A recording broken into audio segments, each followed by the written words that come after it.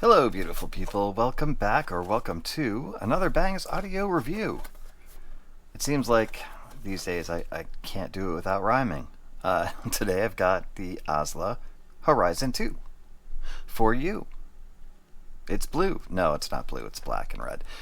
Anyway, yeah. If you're shocked, so am I. I did not know that Azla made earphones. But apparently they do, and they've been at it for a bit of time. I think the original Horizon, which this is the successor, was either 4 or 5 years ago. So it's been a minute since they've come out with this particular model. They have less expensive single DB, more of a bullet shape. I think I can't remember the name of it, but this piqued my interest, and it did because of the price point. Single dynamic driver, beryllium coated, beryllium compound, which tends to be a good thing these days, at least from what I can tell. Beryllium is a solid choice for dynamic drivers, especially in the single driver configuration. For your specs, it is 107 decibels on the sensitivity and 17.7 ohms on the impedance. Your frequency range 20 hertz to 20 kilohertz.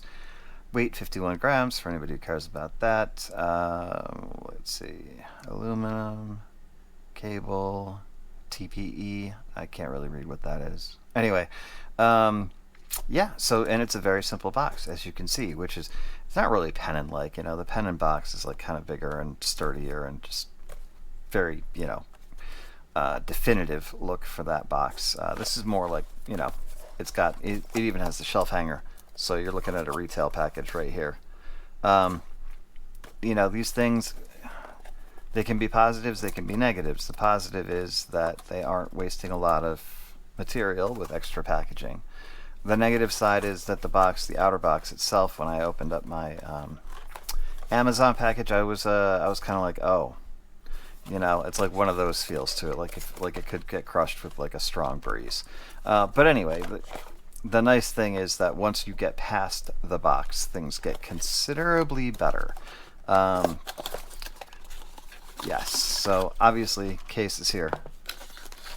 The cable that comes with it is a solid B. I was going to give it a B plus because of the modular capability, but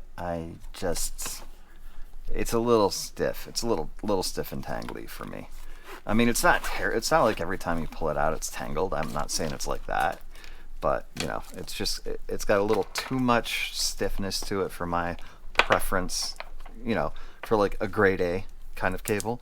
Considering this is 129, yeah, I'm giving it a solid B. I've had worse, much worse actually, cables than this, and it is modular. And it does come with the 3 terminations, not just 2. 4.4, 2.5 balanced, and 3.5 is in the case there. Case itself, no complaints. Feels like a nice. It's a very nice protein leather, or it's actually leather, probably protein leather. Nylon on the inside. Spot to put your tips. I think the tips actually came in the case as well. Yeah, they did. Everything was packed in here.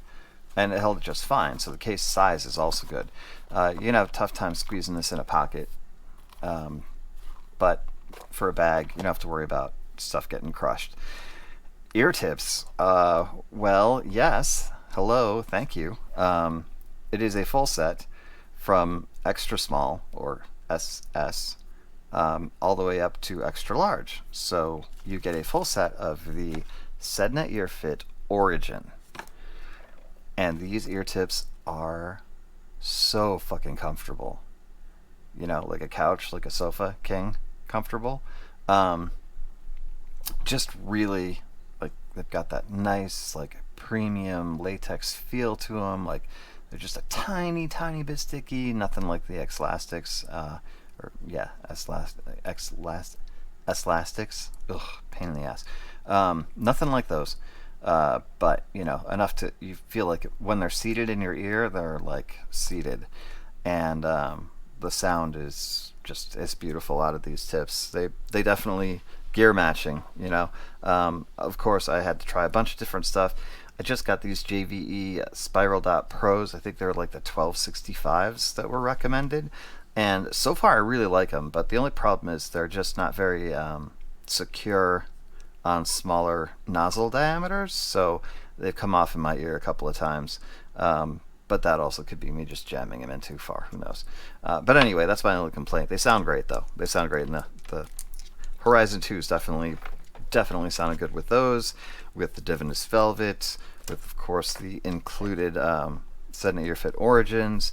What else did I did? I took a little time with the Final Type E's, but they kind of just they focused the already sort of the treble is lively.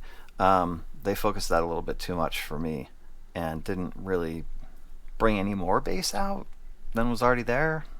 I don't know. Didn't work for me. Could work for you. I'm just saying, didn't work for me. But yeah, so I think I even threw TRNT ear tips on those for a minute. Gaming. That's right, I did. Played my usual like 37th playthrough of Fallout 4. Can't help it. I find it relaxing. I like building the settlements. I like taking care of the people. I like arming them to the teeth so I don't have to go running every time they get attacked. It's fun. It's a fun strategy. Anyway, so yeah, cable B, accessories overall A, especially because of the ear tips, especially because of the case. The cable I'll give a pass to, because it is modular, so that's helpful. It's not like chintzy. It's you can tell it's well made. On the build, these guys are solid as all get out. It is, as you can see, I'm struggling a little bit. The 2-pin connection here is tight. So I wouldn't recommend doing a lot of cable swapping with them because they probably will loosen up and not necessarily a good thing over time. I would say, get a cable you like with them and stick with it. And if it's the stock cable, fine. That's fine. It works just fine. Metal, CNC aluminum. They have this really cool, let's see if I've got my light here. It's probably not going to help, but they have this Azla labeled like red aluminum, what do you call that? It's like a cone shape kind of thing coming out of them. Like from a distance, it could look like it's like a ruby or something, but up close, it's metal. It's cool. It's a nice detail. I like it. It breaks it up. It's a fairly standard, boring, but very comfortable shell, and I just like the little added detail there. It's kind of cool. I think anyway. On fit, comfort. Definitely getting A's in both of those departments because they are a very medium-sized shell. I had no problem maintaining a seal with good ear tip on, and could listen to them for a long time if I wanted to, if I could. It's been, this review is going to come out earlier in the week, but stupid me, kiddo was on break this week, spring break, so there was a lot of family time, which I will never complain about because I love it. But yeah, not a lot of time for this, although it did give me, extra days to listen to them and sort of get a little bit better idea of how, what they're good at, what they're not as good at. And, they have their limitations, and we'll get into that in a second. But I mean, I'm just going to say, if you're treble sensitive, you can stop the video now and wait for the White Tiger coming up in a few days. The signature on these is distinctive. It is, and I personally like it. I do, but I could see it being grating on some. And now, let me bring up the graph here as we get into this. There we go. It's pretty easy to see. I mean, the ear gain is steep, and there is a secondary peak in the mid treble at just about 5K, and then it drops off at sibilance. It extends out. You see peaks, you see valleys. I believe this is very purposeful. Channel matching is good. I would say on the better end of things for sure. Your treble, your frequency peaks out in the low treble, upper mid low treble, about 2.25 there. Yeah, right about 93 decibels. And then the bass is going to peak out at just above 90. So just at 90. Pretty well balanced set. not going to be V-shaped because the mids are present. They are warmed up by the bass a little bit, but they're very clear and they're not dry. They're like nice and just sort of they're rich feeling. Voices have a lot of nice. I'm going to use the word because everybody's using it. Lush. They're lush. They have a lot of lushness to them. Male and female. Male vocals had plenty of weight. Female vocals had plenty of clarity. I did not find them shouty. Um, some people might. It's not the fault of the driver, I can tell you that, because this is harkens back to reviewing the Origin, the Tansh Origin, which is still like, it probably is still my favorite single dynamic driver set that I've ever tried. Um, this set reminded me of that, and that's a really good thing for half the price. Like, that's a high compliment. Um, and what I said about the Origin, I'll say about this: you cannot get away with this kind of tuning unless you have an exceptional driver doing the work. And they do. They did. They did it. They did it right. Is it perfect? No. Does it get a little fatiguing? Yeah.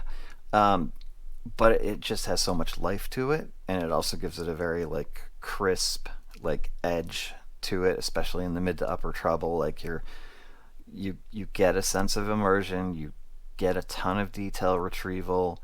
Like, it's just, it gets a little edgy, and I think until you get into the 260 to however expensive single DDs get these days. What, the Glacier, was the Dunu Glacier a single DD for like 1300? I feel like that's right. Anyway, they get up there. And so there, people are buying them, so there's got to be a reason, right? And I would think that that reason is the further you go up, the smoother it gets without losing any of the performance. That would be my like trajectory if I were making single DDs. Like, if I made them in like 5 different price ranges, I wouldn't do that. Let's call it 3. I would say, there's going to be one around 100, there's going to be one around 250 to 300, and then there's going to be one around 500. And that's how I would do it. I'd be like, intro, mid-fi, this is my top at 500. I don't think, and I'm not saying it to piss anybody off, but I don't think you need to charge 1300 for a single dynamic driver, unless maybe it's gold plated, or no, not gold, diamond like carbon. That's not that expensive. It really isn't. But anyway, I digress. Just a little, observation. God, I would love to hear something like that, though. I gotta admit.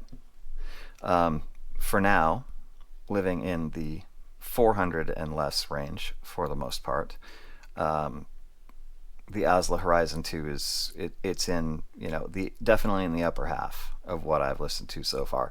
Definitely in the upper like 3/4 of single DDs that I've heard so far. So it's a solid set. It is solid. It's being that it's got that energy and a little bit of edginess to the treble. Not the best set for metal. I mean, I listen to metal anyway, like, because I just want to see how they do. But depending on the tuning, shout out to Master Myth if we're talking about War of Being, which is the album I've been talking about. Apparently on Apple Music, it sounds fairly dull and kind of muted and not very resolving from what I can tell what he was saying. But I haven't really experienced that on Kobo's Studio, and the only difference between the two is the bit depth.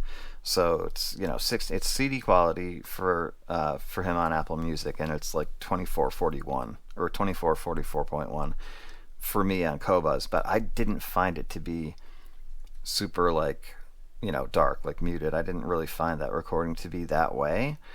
If I listen to it with these in there, these have a correction to them. Like they correct that if there is indeed that issue, which there very well could be with the recording.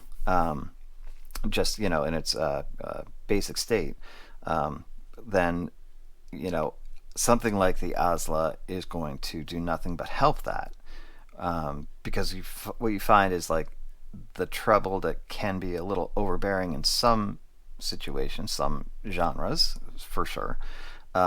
For this particular album and the way it was recorded, the Horizon 2 just kind of knocks it right out of the park. Like it sounds to me like it should sound. Like it sounds like it's meant to sound. If that makes any sense to you, like Diet Dr. Pepper tastes more like real Dr. Pepper. Then what? Then Dr. Pepper?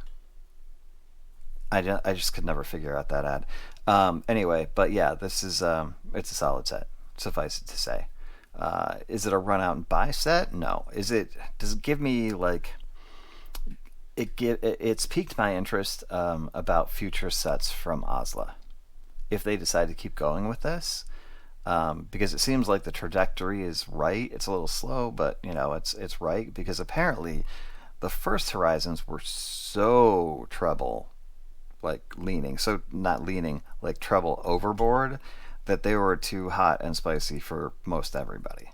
Like they were really hot from what that's what I've read.